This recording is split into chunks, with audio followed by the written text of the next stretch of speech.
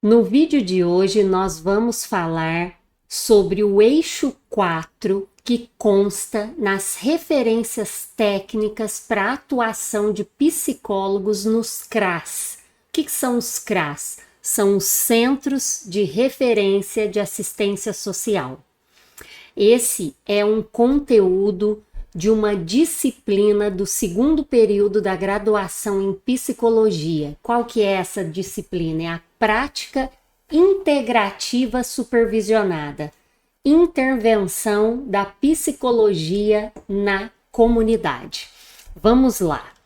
Eu vou partilhar aqui. Aqui é de onde foi tirado esse conteúdo, que é esse escrito, essas referências mesmos, né?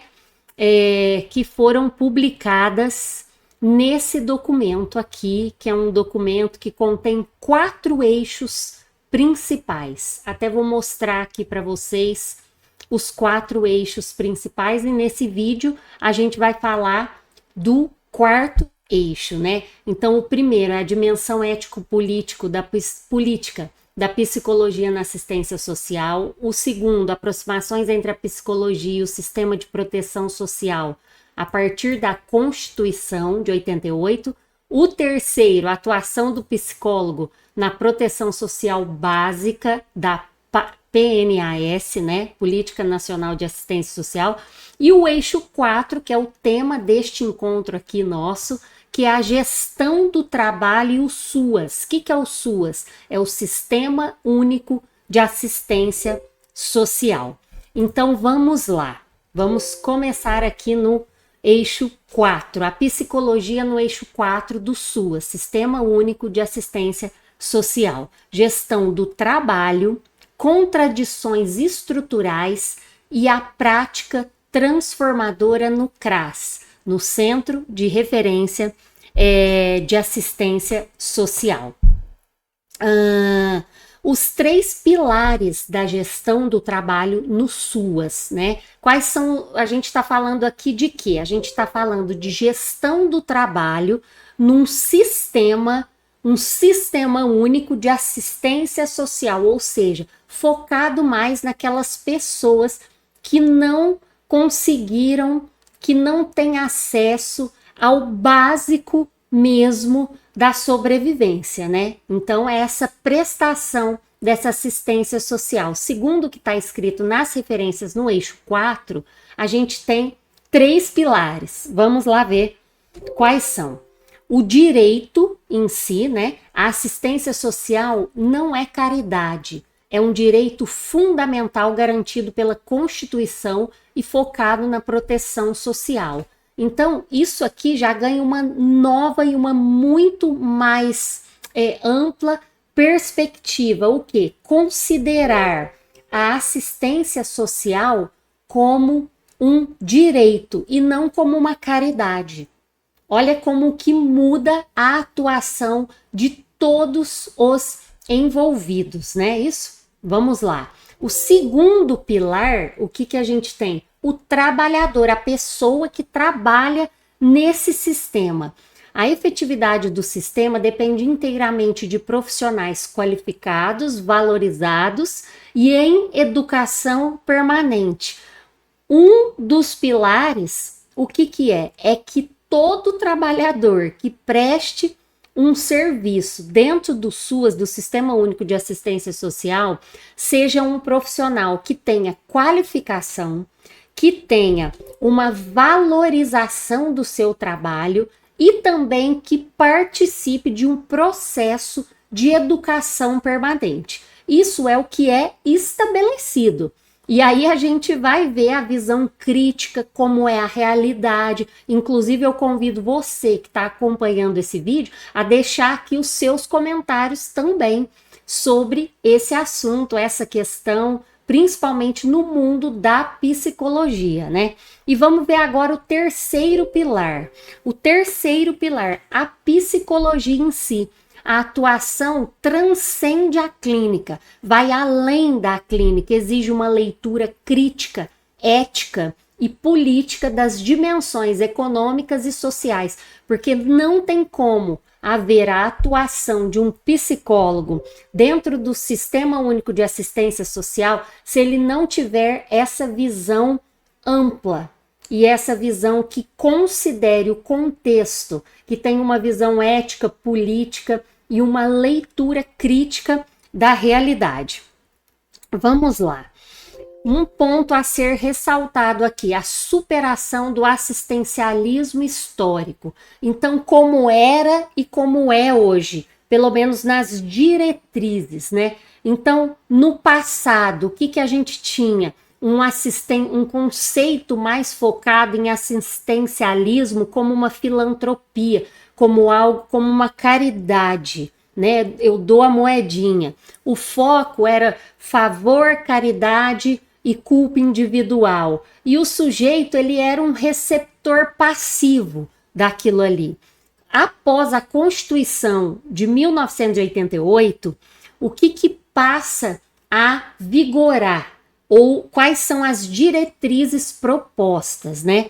O conceito é um conceito de política pública estruturada, ou seja, com normativa, com meta, com visão, para onde vai chegar, o que a gente espera dessa política pública que atue em favor da sociedade como um todo, de um indivíduo que faz parte de uma sociedade, não é isso? E o foco é uma questão pública e responsabilidade irrestrita do Estado. Sujeito é um cidadão portador de direitos. Ele sai daquela figura, daquela visão de um receptor passivo de ajuda, me ajude, a um detentor de direitos. E o Estado figura como um responsável por assegurar tudo isso. Responsável por assegurar tudo isso através dos seus trabalhadores, das pessoas que prestam o serviço ali, é claro, né? De toda essa conjuntura.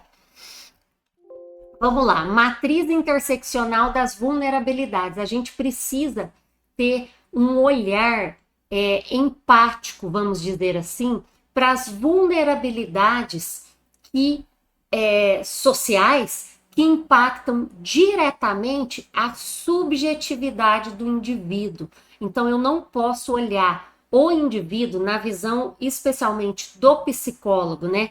Eu não posso olhar o indivíduo de uma classe social que possui acesso a uma educação de qualidade, a uma moradia digna, a alimentação, a saúde, da mesma forma que eu olho um outro indivíduo que vem de uma condição social desprivilegiada, que não tem acesso ao básico. Essa subjetividade de cada um, ela é impactada pelos fatores que norteiam cada um desses indivíduos. Só para usar didaticamente aqui como exemplo, tá? É esse olhar que considera o todo. Aqui a gente não tem a proposta de tratar as pessoas totalmente diferentes, são seres humanos diferentes. Não é nesse sentido, mas sim num sentido de considerar o contexto que envolve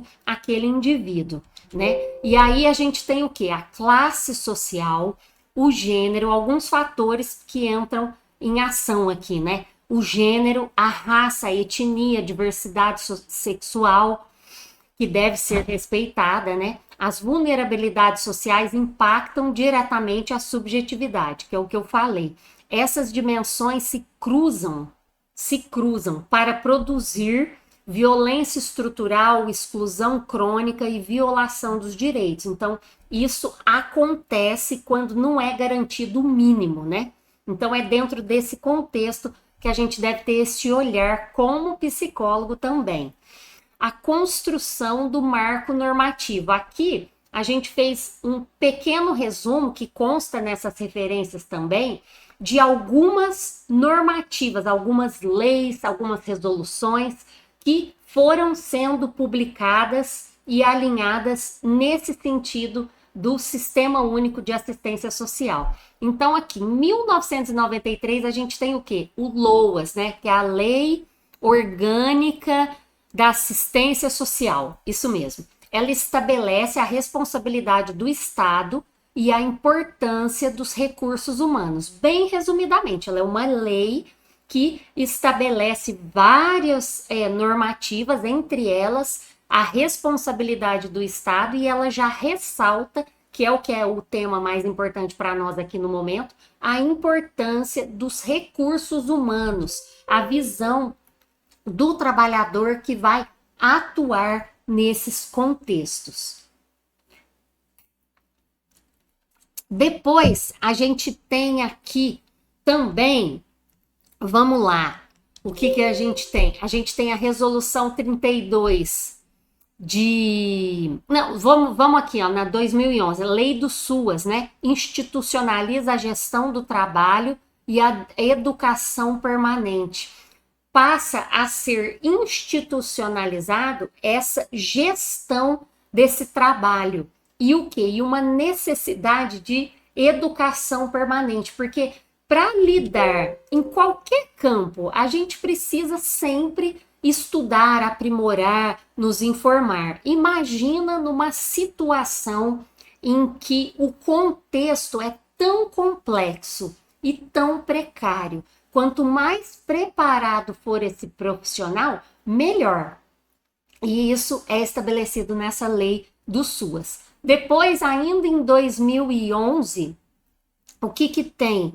A Resolução 32, né, de 2011, autoriza a utilização de até 60% dos recursos que são transferidos para essa área para o pagamento de profissionais, reconhecendo a centralidade do trabalhador. Então, passa a colocar a pessoa ali no centro. São muitas frentes que precisam de investimento. Não é só o trabalhador, a estrutura física precisa, são várias. Só que aqui é estabelecido essa questão e é colocado esse trabalhador nesse centro.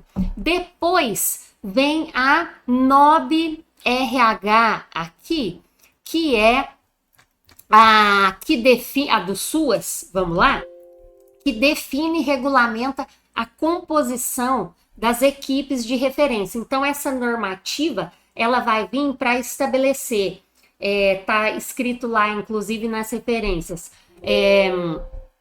municípios de pequeno porte, porte 1, porte 2 e porte 3. E aí estabelece para os CRAS, para os Centros de Referência em Assistência Social, o número de profissionais minimamente que deve atuar em cada um deles. Então, dá um direcionamento. A gente tem agora algo concreto.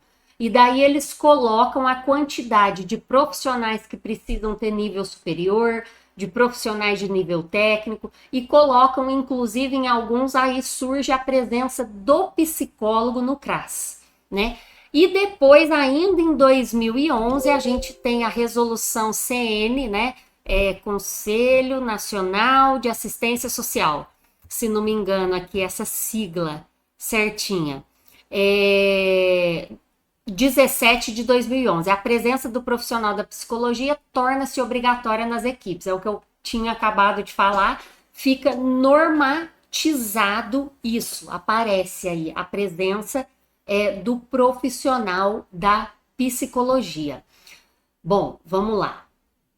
Continuando aqui, como é a postura, como deve ser a postura desse trabalhador que vai atuar na área de assistência social nesses centros, e principalmente olhando aí na visão do psicólogo, né? O trabalhador como arquiteto da política pública. Então, o que se busca é um trabalhador que tenha um protagonismo e não um trabalhador passivo. Ele precisa ter uma postura de ação resolutiva, em busca de soluções, em busca de diálogo, de articulação, de sinergia entre os vários campos, entre aquele que vai ser atendido, entre os gestores, os prestadores de serviço. Então é esse protagonismo. Ele não é um trabalhador que ele é um mero executor de rotinas. Ele precisa dessa postura mais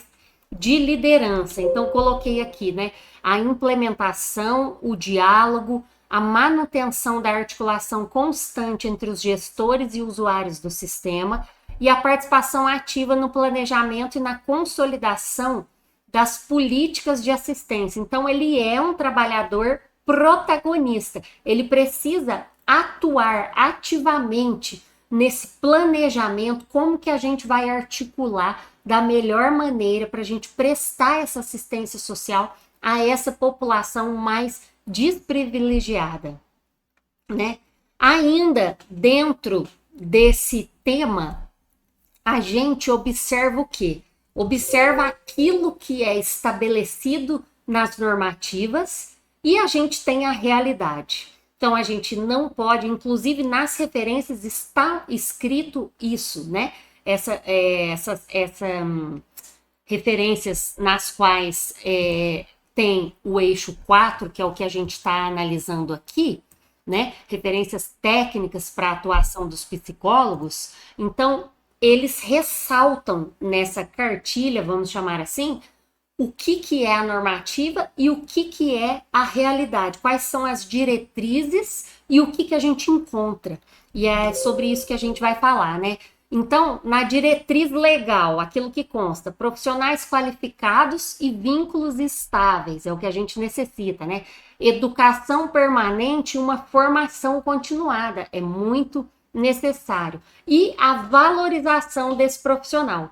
Porém, a gente sabe e, infelizmente, né, observamos que a realidade dos centros de referência em assistência social geralmente não são, não conseguem equiparar com aquilo que é estabelecido na norma.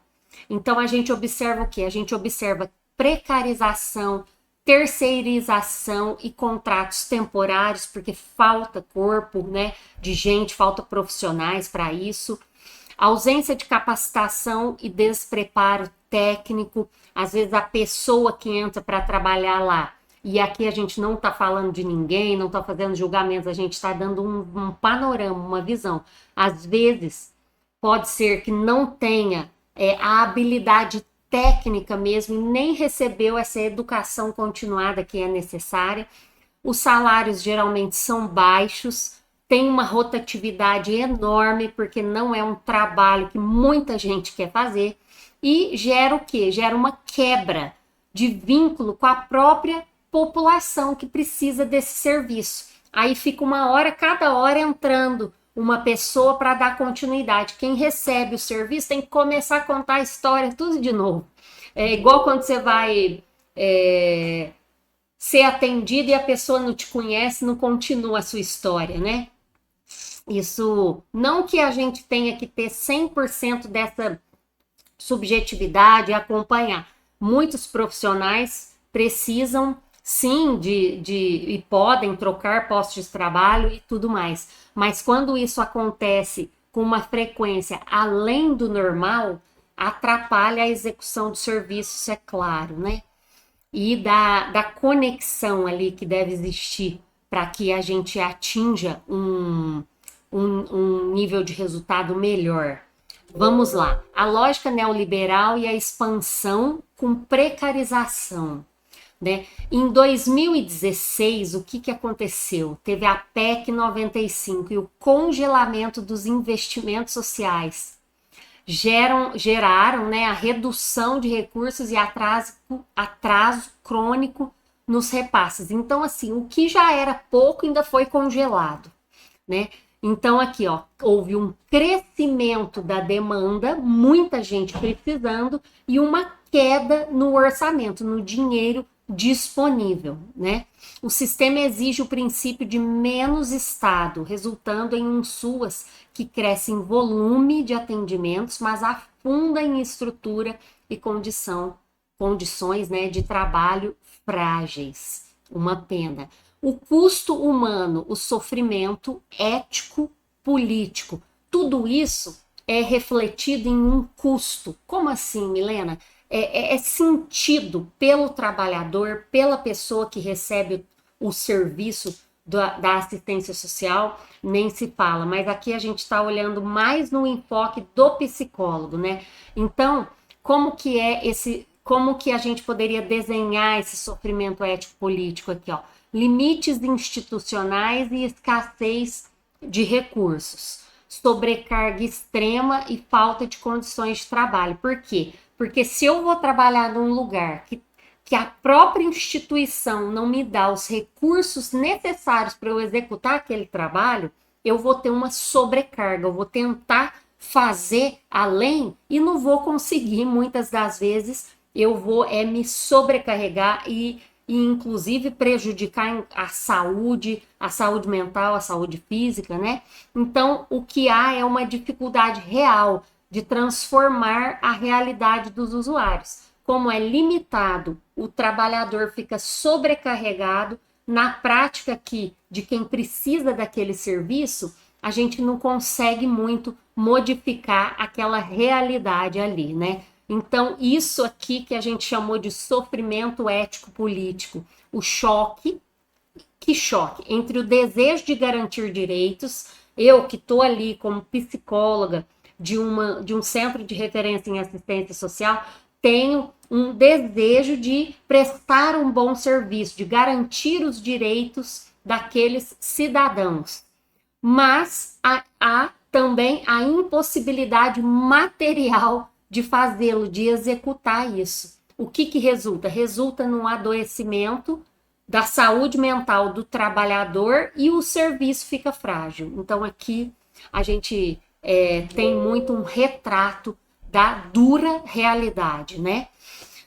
Além disso, olhando para a visão do profissional da psicologia, percebe-se nos cursos de graduação uma lacuna formativa da psicologia, ou seja, poucos cursos ou não suficientes apresentam ou oferecem uma disciplina focada nessa área de atuação da psicologia. Então, a academia fica longe das políticas públicas, que é o que a gente pode ver desenhado aqui nessa quebra dessa ponte. Então, um modelo de graduação oferece pouco espaço para o estudo do SUAS, Sistema Único de Assistência Social, o que gera a falta de preparo para atuar em políticas públicas e o risco de uma atuação alienada e pouco efetiva.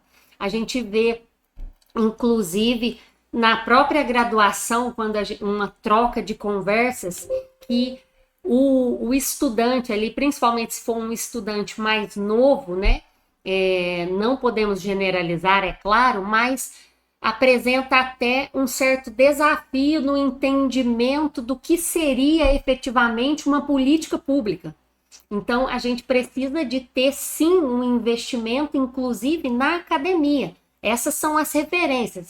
Eles escreveram para a gente ter como referência, né? E, do outro lado, a necessidade urgente de maior integração com os conselhos de psicologia e a expansão dos estágios e pesquisas aplicadas diretamente no SUAS. Então, existe uma necessidade do quê? Dos conselhos de psicologia integrarem, tanto na formação continuada de profissionais, mostrar que existe esse campo de trabalho, essa possibilidade, como que esse psicólogo pode efetivamente contribuir para a evolução desse trabalho. Vamos lá. A arquitetura do controle democrático. Então, aqui a gente colocou o quê?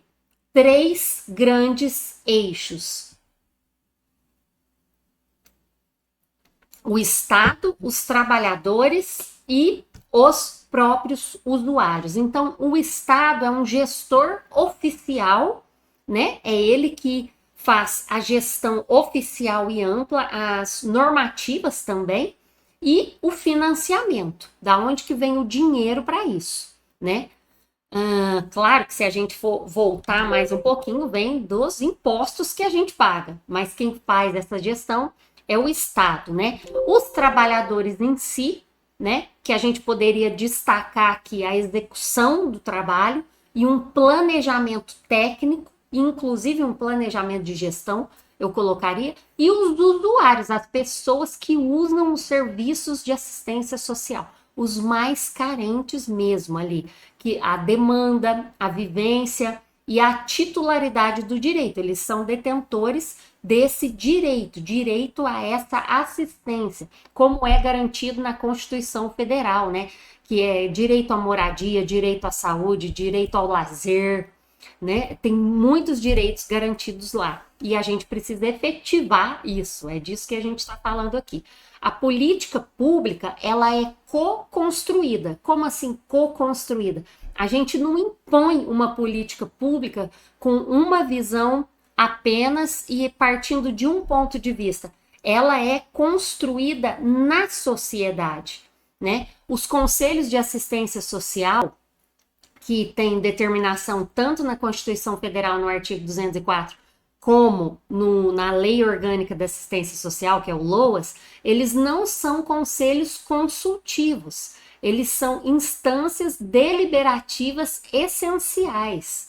Eles precisam ter uma atuação mais ativa, proativa, para garantir o quê? Garantir a participação popular e o controle social das políticas, para que o serviço seja efetivamente executado. Vamos lá, gente. Estão acompanhando? Eu gostaria de ouvir um pouquinho de vocês, saber nos comentários aqui se essa partilha está fazendo sentido para vocês, se ficou claro, se tem dúvidas, se vocês estão conseguindo se localizar dentro desse conteúdo aqui dos meus estudos de psicologia. Vamos lá. Os motores da organização coletiva. Então, a gente tem os eixos, a gente tem a estrutura e a gente tem algo que movimenta ali, que foi ressaltado também nessas referências técnicas aí para os psicólogos. Dois grandes motores, né? O Fórum Nacional dos Trabalhadores do Sistema Único de Assistência Social, do SUAS. Então, um fórum nacional de todos os trabalhadores e, do outro lado, um Fórum Nacional dos Usuários. Ou seja, dentro dessa conexão, a gente deveria ver, né, haver para que ocorra uma maior efetividade, uma solidariedade e ação combinada. Esses espaços, esses fóruns, não deveriam ser ou não são espaços burocráticos, são trincheiras. Como assim, Milena, trincheiras? É algo de arregaçar a manga e colocar em ação para a organização coletiva e uma luta incansável por direitos. Além disso, a busca pela qualificação contínua dos serviços em detrimento do desmonte do Estado. A gente quer fortalecer, sim, o Estado, né? O mandato do psicólogo no SUAS. Então, agora a gente vai dar uma ênfase maior na atuação do psicólogo que quer trabalhar dentro desse sistema único de assistência social. Então, ele precisa ter uma prática efetiva, não é algo passivo, é sim muito ativo. Então, a gente vai destacar aqui 3 pilares. Quais são esses pilares? Uma atuação crítica, uma atuação política e uma atuação transformadora. Como assim crítica? Compreender as vulnerabilidades não como falhas individuais, mas como produtos diretos das desigualdades estruturais. Então, a gente não vai aqui, como psicólogo, ter uma postura julgadora. Não é isso. Não olhar na vulnerabilidade daquele indivíduo como uma falha individual e sozinha dele. A gente precisa de considerar o contexto em que aquele indivíduo se encontra. Ele tem recursos? Não tem? O que foi feito com esse Estado, com a lógica do neoliberalismo que levou aquele indivíduo àquela situação? Então, a gente tem que ter esse olhar crítico e contextualizar tudo isso e não olhar o indivíduo como se nada ao redor dele influenciasse nele. Essa é a atuação crítica.